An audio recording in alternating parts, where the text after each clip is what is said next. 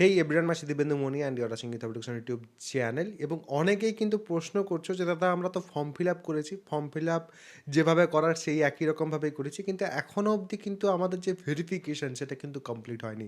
Verification হচ্ছে না, ভেরিফিকেশানের ক্ষেত্রে পেন্ডিং আসছে, এটাতে কি কোনো সমস্যা হতে পারে? এই ধরনের কিন্তু অনেকেরই প্রশ্ন আসছে। সেই কারণেই কিন্তু আজকের এই যে ভিডিও সেটা কিন্তু আমি তোমাদের জন্য বানাচ্ছি। ভেরিফিকেশানের বিষয়টা প্রথমত বোঝো। তোমরা তোমাদের সাইড থেকে ফর্ম ফিল আপ যখন এন্ড করছো, তারপর ভেরিফিকেশনের যে অপশন সেটা কিন্তু আসছে এবং সেখানে পেন্ডিং দেখাচ্ছে।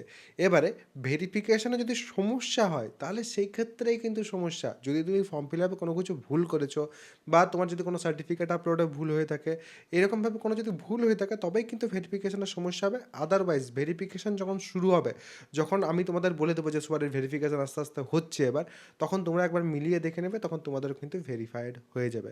আর যদি কোনো ভুল থাকে তাহলে সেক্ষেত্রে ভেরিফিকেশান আটকে যাবে। আদারওয়াইজ কিন্তু প্রত্যেকের ভেরিফাইড হয়ে যাবে। ভেরিফিকেশান এখনও শুরু হয়নি বলেই কিন্তু পেন্ডিং আসছে। আদারওয়াইজ পেন্ডিং স্ট্যাটাস যদি ভুলও থাকে তাহলে সেক্ষেত্রে পেন্ডিং স্ট্যাটাসটা তোমাদের চেঞ্জ হয়ে পরে ভুল দেখাবে। আর যদি ঠিক থাকে তাহলে সেক্ষেত্রে ভেরিফাইড দেখাবে। পেন্ডিং দেখালে ভয়ের কিন্তু কোনো কারণ নেই। পেন্ডিং থাকলে তোমাদের কিন্তু কোথাও যেতে হবে না, তোমরা কিন্তু এলিজিবল এবং হোপফুলি সবাই ঠিকঠাকভাবে ফর্ম ফিল আপ করেছো, তাহলে সেক্ষেত্রে পেন্ডিং থেকে কিন্তু সেটা চেঞ্জ হয়ে তোমাদের কমপ্লিটেড দেখাবে বা ভেরিফাইড কিন্তু তোমাদের দেখাবে। আর এটা বাদ দিলে পর তোমাদের যারা যারা জেক্সপোর ক্ষেত্রে ফর্ম ফিল আপ করে নিয়েছো তাদের তো খুবই ভালো। জেক্সপো বাদ দিয়ে পরীক্ষা যদি তোমরা দিতে চাইছো, যদি তোমরা বিটেকের ক্ষেত্রে এলিজিবল হও, সেই ক্ষেত্রে একটা কিন্তু পরীক্ষার বিষয়ে তোমাদের আমি বলতে চাই। একটা প্যারালাল অপশন হিসাবে তোমরা দেখতে পারো এটাকে। এই যে অপশনটা, সেখানে ফার্স্ট এবং সেকেন্ড ইয়ারের স্টুডেন্টসরা লাস্ট বছর 1 কোটি টাকা কিন্তু প্রায় ইন্টার্নশিপে পেয়েছিল। এখানে কিন্তু বিভিন্ন ধরনের এআই রিলেটেড ইভেন্টস অর্গানাইজ হয়, যেখানে তোমাদের ওপেন এআই, জেমিনাই এর মতো কোম্পানিজ কিন্তু এখানে ইভেন্টগুলোকে হোস্ট করে। টপ কোম্পানিজের যারা এসডি বা ফাউন্ডার্স, তারা কিন্তু এখানে এসে পর বিভিন্ন ধরনের গেস্ট লেকচার্স কিন্তু এখানে নিয়ে থাকে। এখানের স্টুডেন্টরা বিভিন্ন ধরনের প্রজেক্টস বানাচ্ছে, জিসক এটসেট্রা, সব জায়গাতে কিন্তু এখানের যে স্টুডেন্ট তাদেরকে তোমরা পেয়ে যাবে।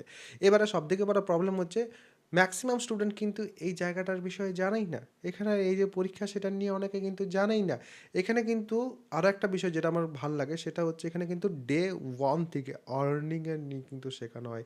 কীভাবে তোমরা তোমাদের যে স্কিলস আছে সেটাকে কনভার্ট করতে পারবে আর্নিংয়ে, সেটা কিন্তু শেখানো হয়। এবং অ্যাডমিশন টেস্ট যেটা, সেখানে ফিজিক্স, কেমিস্ট্রি, ম্যাথামেটিক্স এরকমভাবে কিন্তু অ্যাডমিশন টেস্ট হয় না।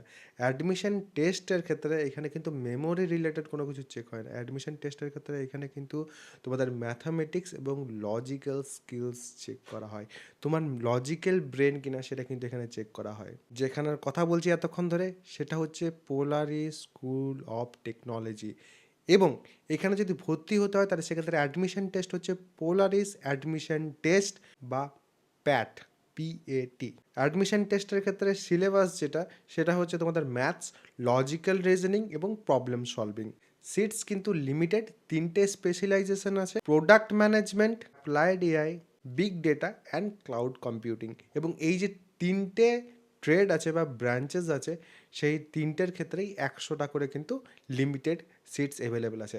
যারা অ্যাপ্লাই করতে চাইছো, ডেসক্রিপশনে লিঙ্ক দেওয়া আছে, সেখান থেকে কিন্তু ডাইরেক্ট অ্যাপ্লিকেশনের যে পেজ সেখানে কিন্তু তোমরা যেতে পারবে।